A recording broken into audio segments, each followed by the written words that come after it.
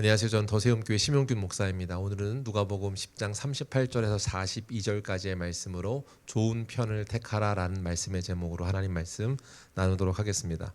오늘 유젠 설교를 통해서 성경 이야기에 대한 스토리를 들었습니다. 오늘 우리가 마르다 마리아 두 사람에 대한 이야기를 나눴고, 마르다 마리아에 대한 이야기를 대표적으로 우리가 다룰 때에는 이 두 자매의 이야기를 통하여서 두 가지를 비교합니다. 하나는 말씀이냐, 하나님 봉사냐라고 하는, 말씀이 더 중요한 것이냐 아니면 봉사 더 중요한 것이냐, 뭐가 더 옳으냐라고 하는 것을 이야기할 때 언급되는 성경 이야기이기도 합니다.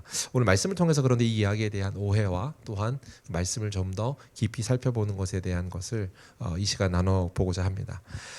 이 이야기에서 앞서 이제 이야기한 게 있었는데, 이 이야기를 알기 위해서는 좀 해결해야 되는 문제가 있습니다. 어떤 거냐면, 이 이야기가 어떤 이야기 흐름 가운데 나오고 있는가라고 하는 겁니다.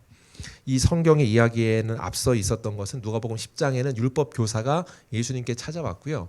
찾아와서 질문하고 대화하는 중에 이 이야기가 나오고 있습니다. 자, 그러면 그 흐름은 뭐냐면, 앞서 율법 교사가 와서 한 질문은 뭐냐면, 주여 그러면 내가 어떻게 해야 영생을 얻겠습니까? 라고 하는 질문을 하는 것이 누가복음 10장 25절에 나와 있습니다.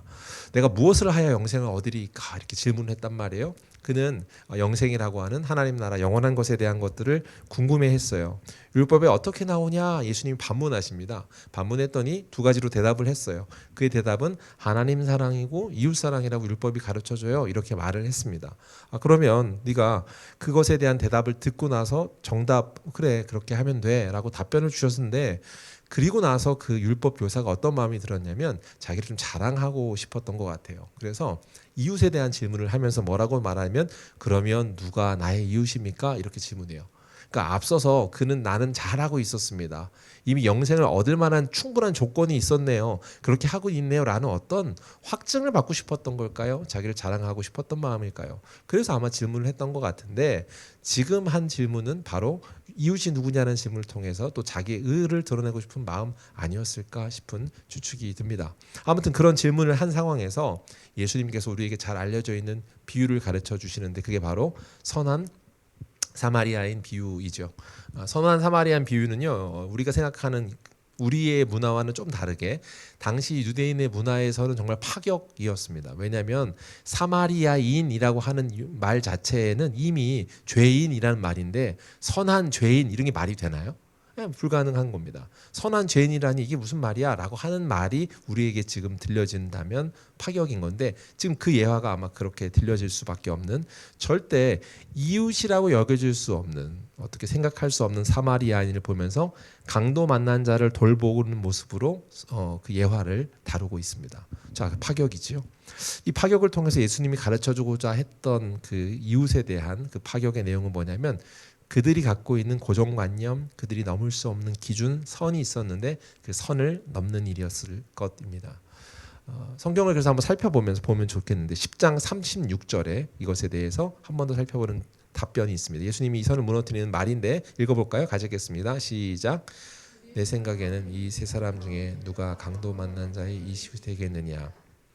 율법 교사가 이 질문을 듣습니다. 세 사람이 있었는데, 우리가 아는 것처럼 그런 제사장과 레인이 있었고 사마리아인이었습니다. 그죠? 그들 중에 누가 이웃이겠느냐라고 했더니 율법 교사가 그 이야기를 듣고 답해요. 자비를 베푸는 자인이라 이렇게 얘기했습니다. 그 얘기를 하는 거죠. 그리고 예수님 답변은 너도 가서 이와 같이 하라라고 하는 것으로 이 이야기의 스토리가 정리가 됩니다.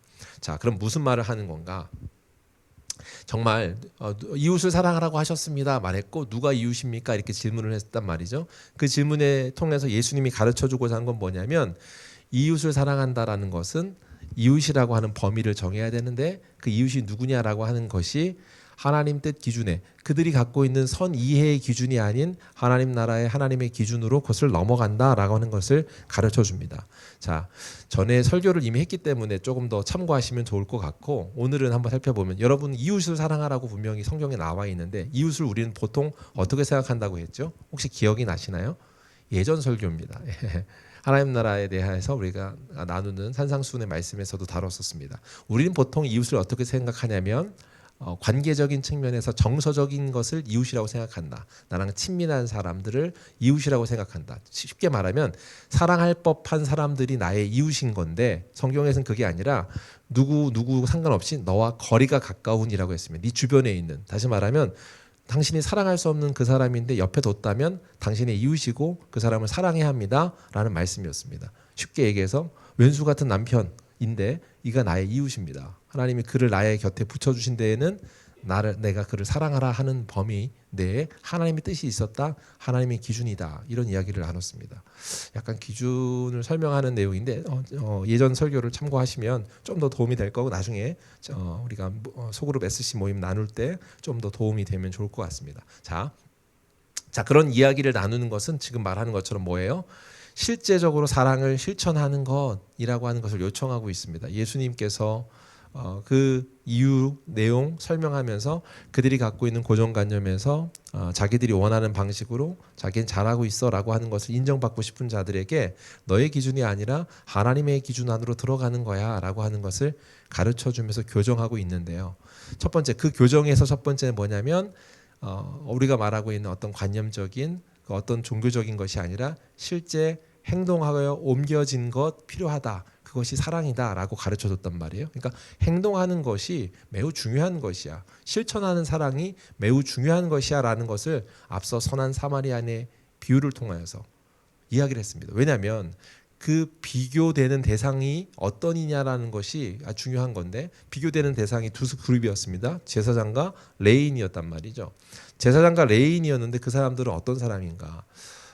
그들은 종교 지도자로서 우리가 알고 있는 것처럼 종교적인 의무를 이행하는 봉사하고 그것을 성전 봉사를 담당하는 자들이었습니다. 근데 그들이 지금 여리고로 내려가는 중에 이 일들이 있었습니다. 자, 보세요. 예루살렘에서 여리고로 내려갈 때 이 성경 이야기가 있었다고 나오거든요. 예루살렘에서 여리고로 내려갈 때 이 이야기가 있었다는 표현이 누가복음 10장 31절에서 32절 그 사이에 어간에 그 얘기들이 나오고 있는데 이것은 예루살렘에서 여리고는 약 27km 정도 떨어진 거리래요. 근데 요세푸스의 글의 기록에 따르면 여리고라는 지역에 대한 특수성을 설명해 주는데 그 지역이 어떤 지역이냐면 제사장 계급이나 또한 그런 직분자라고 할 수 있는 레위인 같은 이들이 그곳에서 대거 거주하는 고급 주거지로 묘사를 하고 있습니다. 그들이 지금 사는 집, 그들이 이제 봉사지는 성전이 있는데 성전에서 성전 봉사를 하고 나서 예루살렘에 성전 봉사를 하고 나서 그리고 집으로 돌아가는 것이다라고 하는 것이 이 성경 안에 묘사가 돼 있다는 거죠. 그들이 살고 있는 집으로 가는 겁니다. 지금 뭘 하고 내려가는 중이에요? 예, 맞아요. 종교적 의무를 다 하고 그가 해야 될 걸 예배하는 것들을 다 한 겁니다. 예배 섬김을 다 끝나고 내려가는 중이었어요. 자, 이 비유를 통해서 우리가 알려주는 것 중에 하나는 뭐냐면 나는 예배를 드렸어. 그리고 또한 내가 성전 봉사를 다 했어 라고 하는 것을 통해서 네가 할 일을 다 한 게 아니다 라는 겁니다. 그것을 통해서 다 했다라고 생각해서 내가 모든 것을 다 했다는 식으로 생각하는 것, 그런 핑계가 통하지 않는다라는 겁니다. 이해가 되셨습니까? 하나님을 너무 사랑한다고 해서 난 예배를 열심히 해 라고 하지만 그 예배가 실제 일상에서의 너의 하나님을 사랑하는 것을 표현하는 예배로서의 삶이 있느냐라고 하는 질문을 던지는 거라고요. 그들은 그것을 실패한 것이었고, 그렇다면 정말 하나님의 일상에서 하나님을 예배하는 자는 누구냐라고 하면 사마리아인이야. 죄인이라고 읽었지만 그가 실제 긍휼을 베푸는 자였어. 하나님의 마음의 뜻에 따라 사는 자였어 라고 하는 것을 비교해 주는 건 확인해 주죠. 그러니까 이 얘기에 대한 적용점을 가지고 그 다음 이야기를 좀 봐야 한다는 겁니다. 그러니까 앞에서 말한 것처럼 충분히 얘기하는 거예요. 레인과 제사장은 어떤 사람이었습니까? 예배는 드렸지만 사랑은 실천하지 않았습니다. 다만 선한 사마리아인이라고 부르는 그 사마리아인, 죄인이라고 그 당시에 이름으로 불렸을 그 죄인 같은 사마리아인은 율법적인 자격이나 종교적 지위 그 어떠한 것도 없습니다. 그러나 그럼에도 불구하고 그들은 긍휼을 행하는 자였다. 예수님께서 이걸 강조해 주시고 가르쳐 주는 거예요. 오늘 이것을 통하여 실천하는 것, 이웃사랑 실천을 강조하고 있고 예수님은 이 이웃사랑에 대한 실천을 강조하고 나서 오늘 이야기를 얘기하고 있기 때문에 마땅히 오늘 질문을 할 때 마르다와 마리아를 비교할 때 누가 더 옳으냐, 실천하는 믿음, 봉사 그와 또 하나 말씀의 중심이라고 할 때 뭐가 더 높은 가치냐라고 비교한다고 하면 봉사보다는 말씀이 우선이지 이렇게 말하면 앞의 이야기와 상충이 되는 겁니다. 그죠? 앞에 이야기와 어떻게 보면 충돌이 일어날 수밖에 없는 이야기이기 때문에 그 말을 말하려고 하는 것은 아닐 겁니다. 실제로 그렇습니다. 봉사가 말씀을 읽는 것보다 덜 중요하다라고 우리가 성경을 중심으로 하는 신앙생활, 보수 신학을 하는 사람들이 간혹 오해를 합니다. 그래서 말씀을 열심히 듣는 게 우선이지 먼저지라고 생각한단 말이에요. 여러분, 말씀 듣는 행위가 먼저일 수는 없습니다. 말씀이 우선이라고 하는 그 말이 뜻이 뭔지를 제가 오해를 교정한다고 했는데 그 얘기를 이제 생각해 봐야 돼요. 말씀 듣는 행위, 예배를 드리는 행위가 봉사보다 우선하지 않습니다. 이해가 되십니까? 자, 한번 생각해 보세요. 왜냐하면 먼저 봉사가 우선된 일이 아니라고 해버린다면 우리는 모든 사람이 예배 드릴 때 모든 사람 다 굶어야 합니다. 음식을 마련하지 않았기 때문에 우리는 다 굶어야 되는 상황이 벌어지는 거예요. 어떤 것이 더 우선순위의 일이고 더 귀한 거냐가 아니라 그 모든 사람이 살아가기 위한 방식 가운데 필요한 역할들을 다 하고 있는 거죠. 성경학교를 하는데 애들은 말씀을 다 가르쳐야 되는데 말씀 중심이니까 우리는 먹이진 않아야 됩니다. 흡사 다른 방법으로 한다고 하면 미리 전날 준비해서 주문을 해서 어떻게 해야 돼? 이렇게 얘기할 수 있을까요? 마치 그런 이야기를 하고 있는 건 아닐 거란 말이에요. 그럼 뭘 알아야 하는가? 당시 문화로 가면 더 분명해집니다. 왜냐하면 당시 고대 근동의 문화, 중동 문화 읽기라는 책들을 통해서 제가 살펴봤던 내용인데 당시에서 식사를 대접하는 일은 문화적으로 봤을 때 손님 접대하는 일은 매우 중요한 일이었습니다. 가장 중요한 것, 큰 존중의 표시이면서 환대를 표현하는 방식이었습니다. 그러니까 사회적, 문화적 의무이자 명예였어요. 명예라는 표현은 무엇이냐면 그들이 그것을 함으로써 존중받는 것이고 우리가 이 일을 잘 이행하는 가정이야라고 하는 가문을 잘 드러내는 그런 표현의 행위였다는 거죠. 성경에서도 보면 우리 아브라함이 새 천사 지나갈 때 그를 축복하고 집에 들여와서 환대하잖아요. 그게 그 당시에 고대 중동의 문화 이었습니다. 히브리서 13장 2절에서 손님 접대하기를 잊지 말라라고 했어요. 손님이 지나가는 것을 그냥 놔두지 말고 접대하라. 그만큼 중요한 문화적인 가치였습니다. 이것이 있었음에도 불구하고 주석에 이렇게 기록하는데 마르다가 근데 분주했다는 것은 그냥 그가 성격상 특정 어떤 바쁨에 분주함을 갖고 있는 사람이었기 때문이 아니라 그가 갖고 있는 문화적인 짐이 있었다는 거죠. 그녀가 짊어진 것은 문화적으로 잘 대접해야 되는 환대의 책임이 있었기 때문에 그것을 잘 하고자 하는 어쩌면 그것을 충성하고자 했던 마음에 대한 것 때문에 그 마음의 짐으로 다가왔다. 당시의 문화를 보면 집안의 여인이 대접하고 음식을 총괄하는 일을 했는데 손님의 평가는 곧 그 여인의 평가로 직결됐다라는 구절이 있습니다. 자, 그렇게 평가받는 것, 그것에 대한 짓누림이었으니까 단순히 분주한 성격 무엇 때문은 아니었을 거다. 실제로요, 이 일을 감당하는 일은 그렇게 녹록한 일은 아니었을 겁니다. 예수님이 오시면 예수님 혼자 초대한 게 아니잖아요. 예수님을 초대하면 기본적으로 따라오는 사람들이 있습니다. 12명. 얘네들이 맨날 따라다닙니다. 그러니까 예수님을 접대하려고 하면 적어도 12인분 더 준비해야 되는 거고 예수님이 어딜 가면 그곳의 마을에 변화가 일어나면 예수님이 왔대라고 하면서 뭐가 몰려와요? 사람들이 몰려옵니다. 병자들이 몰려올 뿐만 아니라 예수님 말씀을 듣고자 하는 사람들, 그 밖에도 예수님을 추종하고자 하는 사람들의 무리들이 오기 때문에 예수님의 집에 머문다라고 하면 많은 인파가 그곳에 들어오는데 아까 말한 것처럼 집에 방문하는 손님을 어떻게 하라고요? 대접하기를 어떻게 하라고 했다고요? 잊지 마라, 대접해야 된다라고 했단 말이에요. 그러니까 예수님을 모시겠다고 결정하는 순간 그의 마음은 어떻게 해야 되냐면 마을 잔치를 하는 겁니다. 자, 그런 식으로 잔치, 일이 많을 수밖에 없는 상황이었다. 문제는 그런데 이렇게 많은 일을 하는데 많은 일을 해야 되는데 예수님을 모시면서 그 마음에 문제는 분주해진 것처럼 보입니다. 10장 40절입니다. 우리 한번 같이 읽어볼까요? 시작. 마르다는 준비하는 일이 많아 마음이 분주한지라. 여기서 분주해졌다라고 설명했습니다. 분주하다라는 말이 조금 원어적인 설명이 필요한 단어더라고요. 이 단어를 살펴보니까 페리스 파오라는 단어를 썼습니다. 이 말은 우리말로는 지금 분주하다인데 원어의 의미는 조금 더 명확한 것은 주의를 빼앗기다라는 의미이고 여러 방향으로 끌려 당겨지는 것입니다. 그러니까 주의를 빼앗기는 것뿐만 아니라 여러 방향이 그를 분산하도록 막 끌어당기는, 사방에서 그를 끌어당기는 것 같은 장면입니다. 그러니까 준비하는 일이 많아서 주의를 빼앗겼다. 그러니까 단순히 바쁘다라는 의미는 아닐 겁니다. 그 마음 상태가 갈기갈기 찢겨서 끌려다니는 상태. 끌려다니는 상태라는 의미에 대한 강조점이 있다라고 주석가들이 설명하더라고요. 끌려다니는 겁니다. 그 마음이 지금 분주한 게. 그죠? 자, 사방에서 그 일 때문에 마음이 뺏겨서 끌려다니다 보니까 본래 목적을 잃어버렸습니다.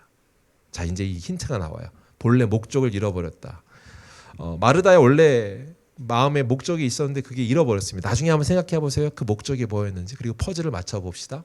자, 목적을 잃어버렸는데 그 목적을 잃어버리고 나니까 눈에 들어오는 게 생겼습니다. 지금 분주하면서 마음이 막 힘들고 막 여기저기 끌려다니니까 그때 멘붕이 왔단 말이에요. 손님 너무 많고 너무 힘든데 이렇게 힘들어도 돼? 라고 생각하는 중에 멘붕 온 상황에서 눈에 뭐가 들어왔을까요? 앞에 앉아있는 누군가가 눈에 들어왔다고 했어요. 누구죠? 아까 말한 마리아입니다. 마리아가 눈에 들어오니까 예수님 발 앞에 앉아있는 그를 보니까 마음에 화가 치밀어 오릅니다. 분노하는 마음이 생겨요. 근데 그냥 그렇게 분노한 것뿐만 아니라 그 분노가 예수님께로도 넘어갑니다. 보세요. 성경 9절 40절입니다. 뒷부분에 나오는 부분이에요. 같이 한번 볼까요?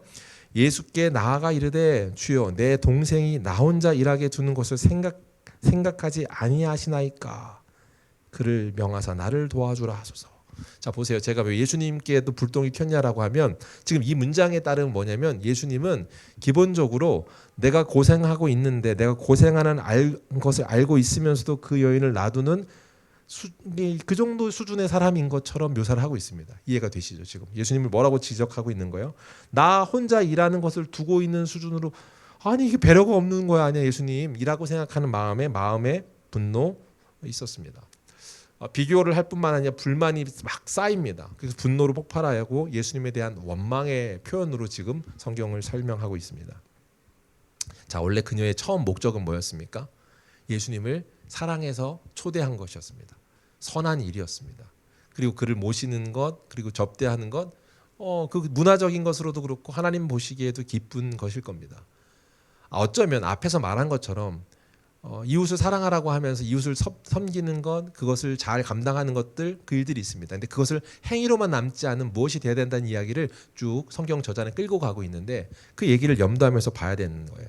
그 이야기에 끊어지지 않고 단 한 가지를 선택해야 되는 일이 있는데 그게 뭔지를 가르쳐 주려고 이 구절을 쓰고 있습니다. 보세요. 41절, 42절에 이렇게 말해요. 예수님이 마르다에게 얘기하면서 마리아를 칭찬하는 것처럼 얘기한단 말이에요. 왜냐하면 예수님 눈치도 없으세요. 왜 그렇게 가만 놔두세요? 내가 이렇게 고생하고 있고 그는 그 앞에 있는데 그 앞에 있는 그를 가르쳐주지 않은 당신은 너무한 거 아니에요? 이렇게 말했는데 그 답변이 그러면 그에 대한 적절한 나의 기대치가 있을 건데 그거는 무관한 얘기를 하잖아요. 41, 42절입니다. 한번 같이 읽어볼까요? 같이 읽겠습니다. 시작. 주께서 대답하여 이르시되 마르다야 마르다야 내가 많은 일로 염려하고 근심하나 몇 가지만 하든지 혹은 한 가지만이라도 족하니라. 마리아는 이 좋은 편을 택하였으니 빼앗기지 아니하리라 하시니라. 아멘. 마리아를 얘기하면서 마리아를 두둔하는 것처럼 보입니다. 근데 그 두둔하는 내용을 보면 뭐라고 하면 좋은 편을 택하였으니 라고 했습니다. 여기서 조금 오해가 생깁니다. 어떤 오해가 생기냐면 여기서 많이 오해하는데 좋은 편을 택하였으니 라고 할 때 우리가 어떻게 오해하냐면 예수님 앞에 나와서 기도하고 말씀 듣고 그렇게 하는 것들을 하나님 좋은 편이라고 생각하나 보다 라고 생각하는 겁니다. 맞을까요? 제가 오해라고 했기 때문에 이미 안 맞다고 생각해서 답변을 못 하시는 거죠. 예. 저는 그렇게 생각합니다. 그리고 성경에 근거한 바 그것이 맞다고 생각하는데 앞에 나와서 예배하고 하는 것을 좋은 편이라고 말하는 건 아닙니다. 예배가 좋은 거야 라고 지정을 하고 봉사하는 너의 마음이 틀린 거야 라고 하는 것을 이분법적으로 그거를 나누고 지적하고 있는 본문은 아니라고요. 그렇게 생각하면 이 본문은 오해를 하고 있는 겁니다. 자, 보세요. 한번 나눠보겠습니다. 오늘 반면에 발췌 안에서 이야기하는 것을 최우선으로 삼은 것이 마리아였습니다. 마리아는요, 그 듣는 시간 그것에 포인트가 있지 않았다고. 제가 말하는 건 그 행위가 아니라 그 행위 안에 마음의 상태, 방향, 결정을 보고 하나님은 좋은 것이라고 선택하였다고 말씀하고 있습니다. 무엇을 한 거냐면 그는 하나님과의 관계를 선택한 겁니다. 하나님을 바라보는 것을 선택한 겁니다. 하나님과의 깊은 관계, 그와 함께 영원한 것을 선택한 겁니다. 마리아의 선택이 그것이었다는 거죠. 자, 보세요. 예배를 참석합니다. 이거 말씀드리는 건데 예배를 참석하지만 마음에 딴 곳에 갈 수 있습니다. 앞에 와 있지만 앞에 와 있으면서 이런 마음을 가질 수 있습니다. 앞에 앉아 있으면서도 와 시원하다. 언니는 고생을 하네. 나는 예수님을 더 사랑하니까 말씀을 잘 들어서 나에게 큰 유익을 가져야지 라고 생각한다면 그는 자기 중심적으로 말씀을 통해 자기의 유익을 누려야겠다라고 생각을 하고 있는 사람입니다. 처음에 시원하다의 수준은 아예 그 나쁜 우리가 생각할 때 수준 이하죠. 그것 아니어도 두 번째 말하는 것도 자기 중심적으로 자기가 원하는 것을 내가 말씀을 잘해서 배워야지라고 하는 식의 어떤 상태라면 그는 더 좋은 걸 선택했다고 칭찬받을 만한 요건은 아닐 겁니다. 무엇을 말하는지 한번 더 생각해 보세요. 지금 말하고 있는 것은 그가 선택한 것은 주님과의 관계이고 주님을 바라보는 것을 선택한 것이어서 그가 격려받고 칭찬받는 거라고요. 그러지 않을 수 있단 말이에요. 무슨 말이냐면 말씀을 하는데 말씀을 들어도 그냥 스쳐 지나갑니다. 말씀이라고 하는 예배 자리에 나와 있지만 예배 자리에 나와 있음에도 예배란 테두리 안에 있음에도 불구하고 하나님과의 관계를 잃어버릴 수 있다는 겁니다. 하나님과 무관하게 이 시간에 앉아, 그러니까 정신이 왱해서 시간이 날아가서 그냥 앉아만 있다 와서도 문제겠지만 그게 아니라 여기서 앉아서 예배드리는 방향, 목적이 뭐냐에 따라서 분명한 것은 우리도 어떻게 할 수 있냐면 방향을 잃어버린 마르다처럼 예배할 수 있다는 겁니다.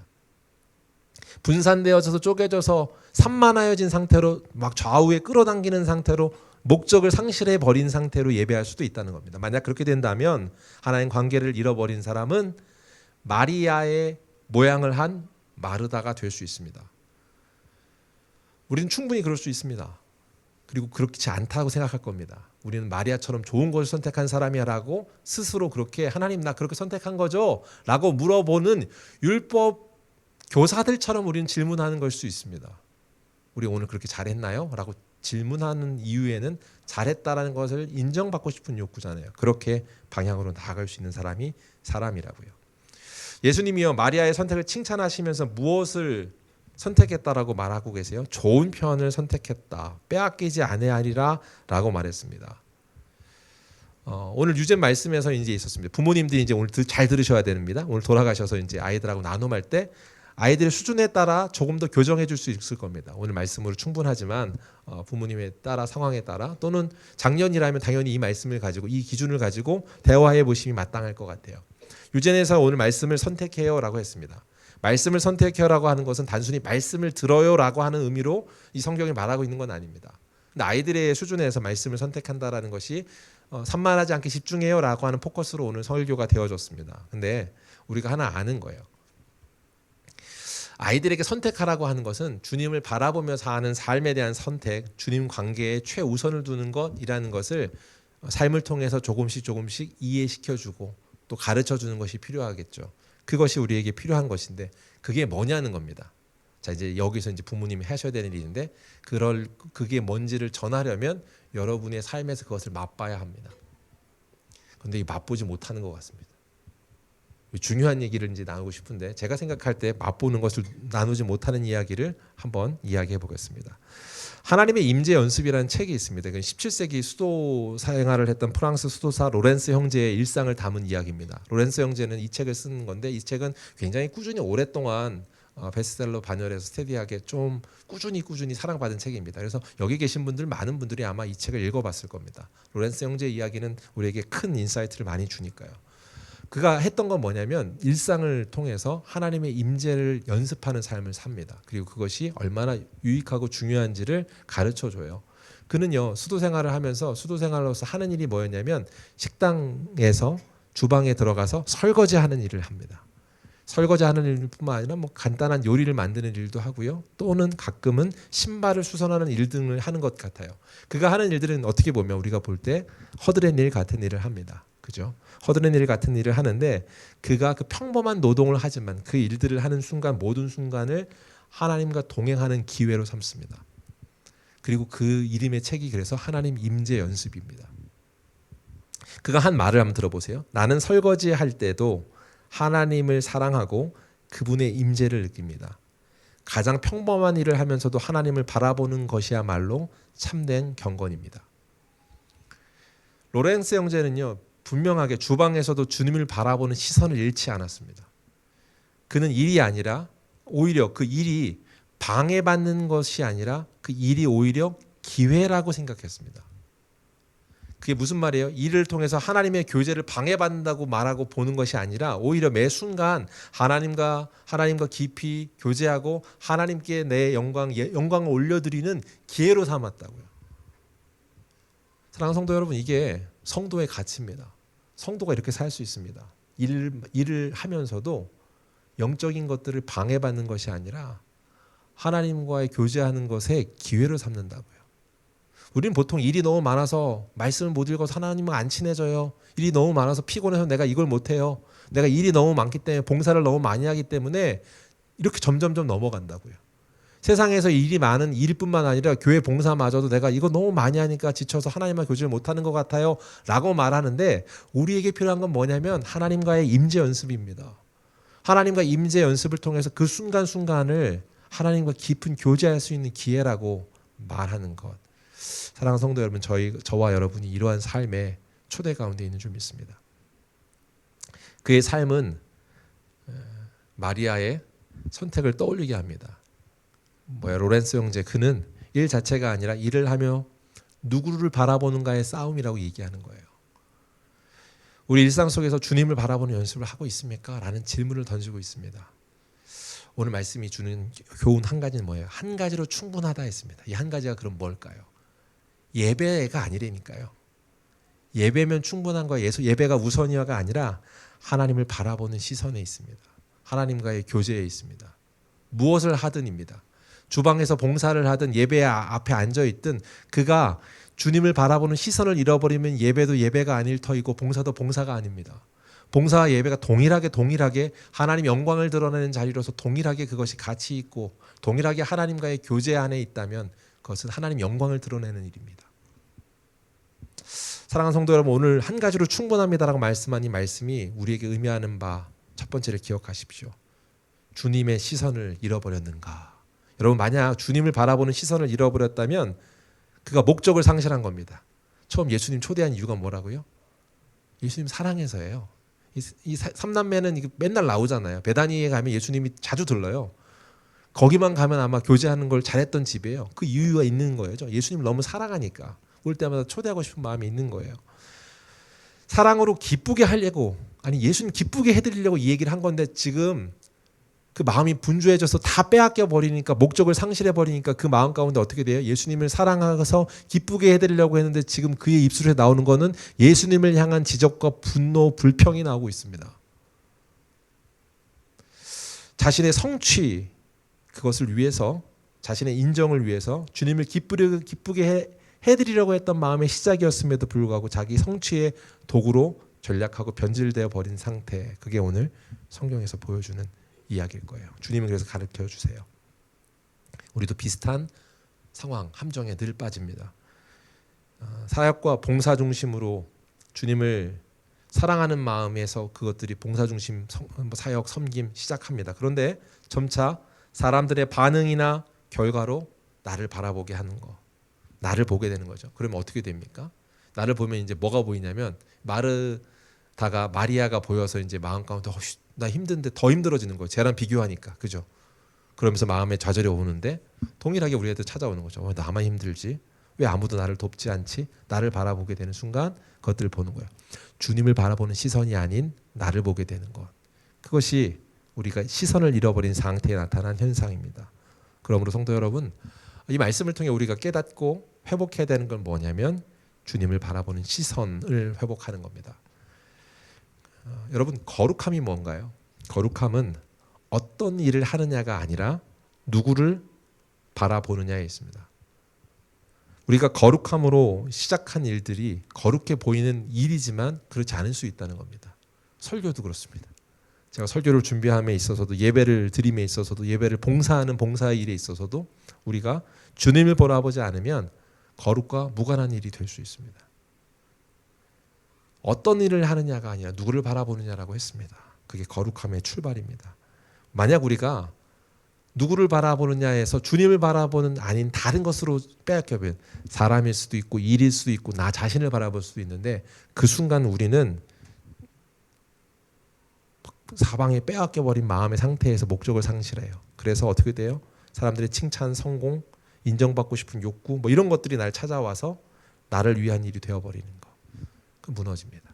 부끄러운 얘기인데 이제 제 얘기를 이제 하나 할 겁니다. 이거는 오늘 듣고 이제 잊어버리시면 되는데, 제가 설교학 수업을 할 때였습니다. 제가 이제 설교학 수업을 듣는 시간이었는데 설교학 수업이었고 실습을 하는 날이었습니다. 제가 앞에 나가서 설교를 했습니다. 제가 그날 어떤 설교를 했는지도 기억하고 있고 그 본문도 기억합니다. 그리고 참 잘했습니다. 할렐루야. 예. 설교에 대한 그 본문에 대한 이해를 잘 분해한 것 같고 설교를 잘 준비했습니다. 그리고 설교를 끝내고 내려왔습니다. 물론 교수님이 칭찬을 했습니다. 그런데 칭찬하는 말의 시작함과 동시에 내려가면서 제 마음에 분노가 치밀어 올랐습니다. 어떤 거였냐면 정확한 워딩은 기억나지 않지만 실제로 제가 내뱉기도 했습니다. 뭐라고 내뱉었냐면 나는 정말 잘 준비했는데 청중이 이제 학생들이죠. 학생들이 설교를 열심히 안 들었다는 겁니다. 그걸 제가 비난하는 듯한 말투의 어투로 말을 했습니다. 진짜 그런 거죠. 제가 설교를 잘 준비하는데 제 마음에 그게 뭐 내 마음에 있는데 그 마음이 불편했던 거예요. 어떤 이유였을까 생각해 보는데 이겁니다. 첫째는 내가 설교를 잘했다고 교수님 칭찬하지만 사실은 청중이 잘 들어줬으면 내가 더 잘했을 것 같아요. 그래서 청중이 지금 정신이 멘붕입니다. 왜냐하면 이들도 지금 다음번에 설교 올라와서 실습해야 되는데 제정신이겠어요. 뭐 어떻게 했어요? 뭐 이런 이유일 수 있잖아요. 잘 안 들어요. 그뿐만 아니라 어떤 마음이었냐면 지금 그래도 우리는 예배하는 걸 훈련하는 사람들인데 이게 전도사님들인데 설교하는 시간에 집중해서 안 듣고 딴짓한단 말이야. 그럼 이건 예배가 아닌 거잖아 라고 하는 불편한 마음, 태도에 대해서 불편함이었을까요? 모르겠습니다. 뭔진 모르겠지만 제 마음에 불편했습니다. 그 순간이 그때 저의 불평하게 되는 상태의 이야기를 기억합니다. 두고두고 기억합니다. 제가 후회를 했을까요? 안 했을까요? 예? 했겠죠. 예, 내려오고 그 말을 하는 순간 후회했습니다. 그리고 그날 밤에도 후회를 했고 지금도 가끔 생각나고 얼굴이 화끈거립니다. 자, 이제 잊어버리셔야 됩니다. 자, 한번 여쭤보겠습니다. 저는 이제 설교 예배 그 실습을 한 건데 설교 실습을 실패한 겁니다. 제가 한 건 설교가 아니었습니다. 말씀을 전하는 것, 예배하는 자리로서의 설교가 아니라 나의 욕망을 채우는 일이었습니다. 학점을 잘 받기 위한 것이었을까요? 아니면 나는 설교 잘하는 사람이야 라고 하는 것을 뽐내고 싶었을까요? 아니면 오늘 성경의 본문은 참 잘 분해했구나. 이걸 잘 요리해왔구나. 아니 어떻게 이렇게 인사이트 있는 이야기를 잘 만들었어? 라고 생각하는 생각을 칭찬의 소리를 사람들의 눈으로 시선이 옮겨졌기 때문일까요? 잘은 모르겠습니다. 다양한 방면으로 다 흩어져 끌어당겨 제 시선이 다 뺏겼을 겁니다. 하나가 아닐 겁니다. 분명한 것은 그 시간 저는 하나님의 나라를 세우는 설교의 자리로서의 역할을 다한 것이 아니라 내 왕국을 세우는 일을 하고 있었습니다. 주님 나라가 아니라 나의 왕국을 세우는 일이었던 것은 분명합니다. 사랑하는 성도 여러분, 어떤 일을 하느냐가 아니라 우리의 섬김 그 자체, 설교일지라도 주님을 바라보지 않으면 우리는 다른 시선이 뺏겨 앞에 앉아서 집중 안 하는데 제 마음이 막 분산돼서 또 다른 그 무언가에 마음이 빼앗겨져서 이렇게 내 왕국을 세우고 내 욕망을 채우는 일로 살아가는 것입니다. 오늘 말씀을 기억하십시오. 하나님과의 회복, 교제를 시작하는 겁니다. 오늘 예수님께서 이 얘기를 통하여서 여러분에게 아마 말씀하실 거예요. 사랑하는 아들아, 사랑하는 딸아, 나랑 교제할래? 나랑 교제할래? 그 말은요, 주방에서 음식 만드는 거 하지 마라고 말하지 않습니다. 일을 그만두라고 하시는 말씀 아니에요. 딱 하나예요. 나를 바라봐 줄래? 나랑 함께 할래? 라고 말씀하십니다. 마르다가 놓친 것은 그것을 회복하려면 로렌스 형제의 말에 따르면 로렌스 형처럼 일상 속에서 하나님의 임재를 연습하는 것입니다. 여러분 될 것 같죠? 연습 안 하면 안 된대요. 매일매일 그것을 내가 하나님을 바라보고 있어? 하나님과 교제하고 있어? 하나님의 임재 가운데 있어? 내가 지금 이 일을 하나님과 임재 가운데 느끼고 있어? 라고 하는 것을 질문하는 것을 통해서 시작하고 반복해서 확인해야 합니다. 그러면 달라질 겁니다. 여러분이 무너지는 것은 무엇입니까? 여러분 집안에서 이제 설거지를 할 때도, 출근길에 있을 때도, 여러분이 공부를 할 때도, 직장에서 여러분 일을 할 때도, 뿐만 아니라 육아할 때도 이것 때문에 내가 하나님하고 더 안 친밀해져가 아니라 이것을 통해서 하나님하고 하나님을 향한 마음으로 또 하나님과 대화할 수 있는 기회라는 걸 믿으십시오. 출근하는 길에 하나님과 대화하는 것이고, 설거지하는 그거 중에 하나님과 대화하는 것이고, 육아하는 중에 육퇴했어요라고 막 즐거워하면서 문자하는 경우 많고 막 하잖아요. 육아하는 과정 중에 하나님과 대화하는 시간으로 삼는 겁니다. 그게 임재 연습입니다.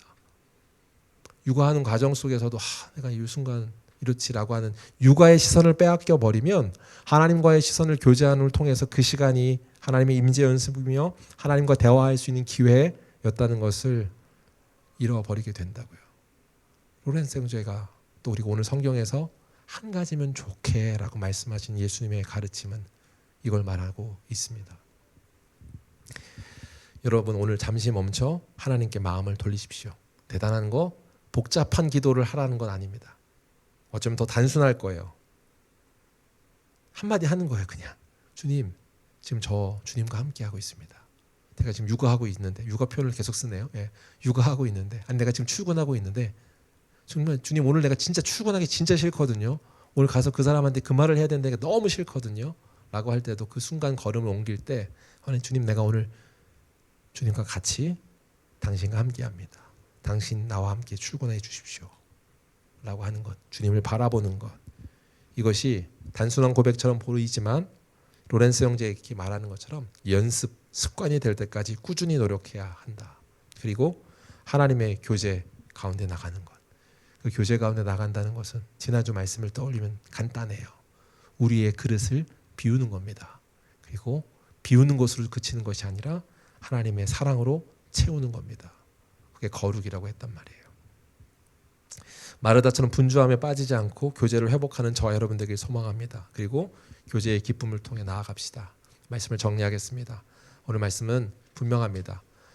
오늘 예수님이 우리에게 말씀하십니다. 한 가지로 충분하다. 주님을 사랑하면서 시작했던 그 일, 그 사역, 그 봉사가 분주함으로 인해서 주님을 잃어버린 것 아닌지 돌아보십시오. 그리고 일이 많아 지쳐서 사람들에게 원망이 생기거나 불편한 마음이 생길 때 웨이크업 하십시오. 스스로를 깨우십시오. 그리고 저처럼 이불킥할 일을 만들지 마십시오. 주님 바라보는 시선을 회복하라 하는 사인입니다. 좋은 편을 택하는 자 되십시오. 그리고 주님을 바라보는 일을 시작하는 오늘이 되기를 하나님의 임재 연습이 시작된 날로 오늘 토다노트의 기록이 남겨지는 복된 날이 되길 주의 이름 축복합니다.